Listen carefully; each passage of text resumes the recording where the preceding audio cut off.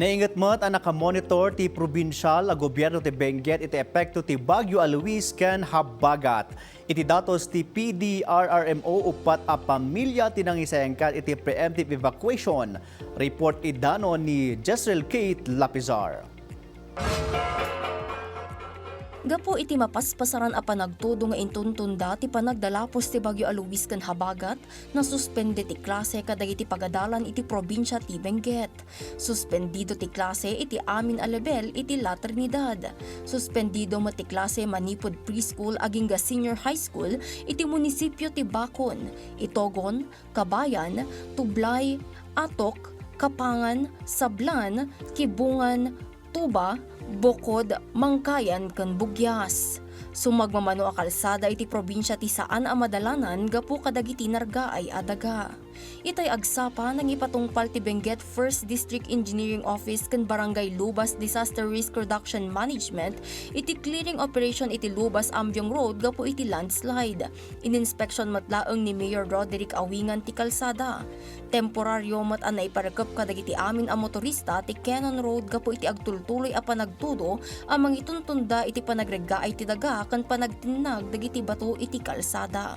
Dagiti laeng residente iti lugar ti makadalyasat iti kalsada. Nabalakadan dagiti motorista a dumalyasat da kadagiti alternatibo a dalan kas iti Marcos Highway. Once na na-receive na po natin yung mga information, mabilis din po yung pagbato natin sa mga partners natin like sa mga na-acknowledge natin po yung mga DPWH, partners din natin from other offices like the Provincial Engineering Office and also with the LGUs. Naingat mat ti monitoring ipat patungpal ti Benguet Provincial Disaster Risk Reduction and Management Council iti epekto ti bagyo ken ti habagat. Iti datos, may sa a pamilya abuklen ti 8 individual ti nagbakwit ijay tuba. Talumat a pamilya abuklen ti 12 individual ti nagbakwit ijay Kapangan Benguet. Awan mat tinilista a nadangran gapo iti bagyo ken habagat. Stay safe at safeguard.